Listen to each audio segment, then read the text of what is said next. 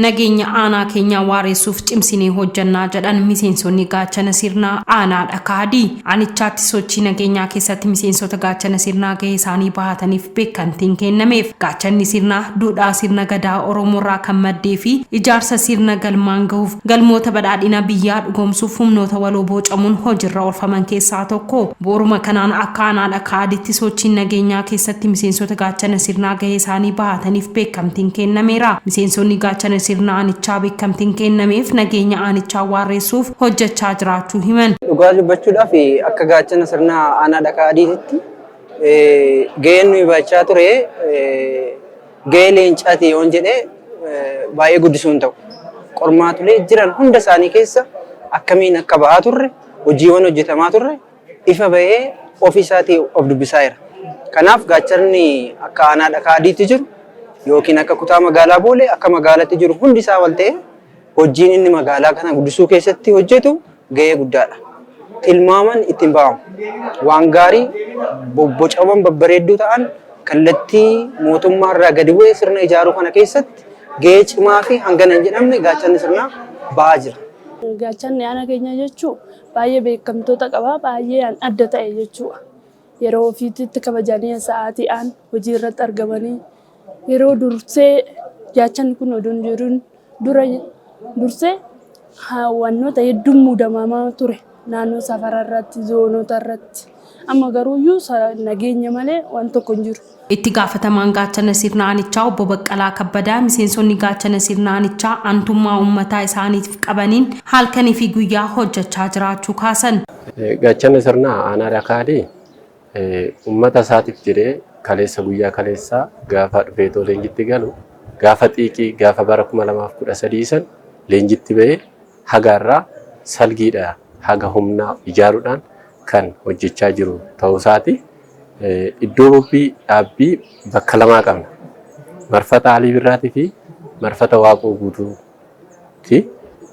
Isarratti dhaabbataadhaan marfata Alii Birraa kanarratti guyyaa guyyaadhaan gaachanni sirnaa salgiidhaan qoodamuudhaan kan hojjechaa jiruu fi dabareedhaan immoo marfata Alii Birraa irratti gaantaadhaanis yeroon itti bobba'uu fi sagliidhaanis yeroon itti bobba'u humna waloo wajjin wal dabalatee kan hojjechaa jiru ta'uusaatidha. Waajjira milishaa bulchiinsa magaalaa Adaamaatti abbaa deemsaa obbo Ahmad Suufee gaachanni sirnaa magaalaa irraa kaasee hanga aanaatti hojiilee misoomaaf nageenyaa keessatti gaheen isaan bahataa turan guddaa ta'uu eeran.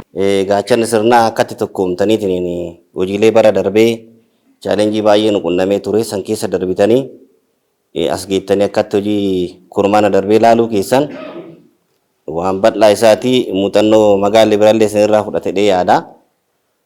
Keessattuu hojiileen bara darbe keessatti dabarsine keessatti koolidarii dabalatee manneen seeraan alaa diigaa dabalatee ofirratti murteessuudhaan har'a magaalli Adaamaa waan fakkaattu eenyumtuun beekaa jechuudha.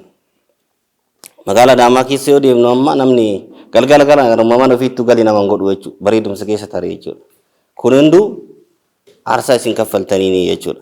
Itti gaafatamaan gaachana sirnaa magaalattii obbo Baay'isaa Tolaa gaachanni sirnaa aanichaa akka magaalattis kan hojii guddaa hojjechaa jiru waan ta'eef galata guddaa qabu jedhanii ammas leenjii dhufuuf akka of qopheessan dhaamsa dabarsan. Gaachanni dhakaadii beekamaadha. Gaachanni dhakaadii sadarkaa magaalattis beekamaadha. Naannoo kana guuttanii bitaa mirgaa bakka eegumsa dhaabbii eegumsa sochii keessummaan fedhe yoo dhufe magaalis qabatee gara keessan kana darbeet gaachana dhaalchisee deebi'aa jechuudha. Kanaaf qindoominni keessan ijaaramni keessan baay'ee hedduu fakkeenya magaalaadhaaf fakkeenya kan ta'u waan ta'eef akkanumatti itti fuftanii jaalalaan wal kabajaan ijaarama ullaa san lafa qabsiistanii leenjii dhufuuf harcaatii keessan guuttattanii kanuma caala magaalas kutaa magaalaa keessanis magaalas akka boonsitan abdiin qaba. Nageenya aanichaa eegsisuu keessatti hojiin hojjetame hedduudha. Kana keessatti immoo gaheen gaachana sirnaa akka laayyootti kan ilaalamu miti kan jedhan immoo itti gaafatamaan bulchiinsaaf nageenya aanichaa obbo Warqinaa Baqaanaati. Gaachanni aanaa keenya eenyullee hin beeka jechuudha.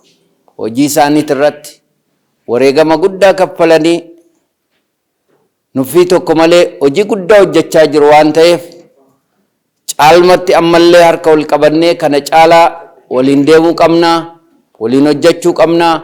Afoo keenya waan guddaatu nu eeggata jechuudha.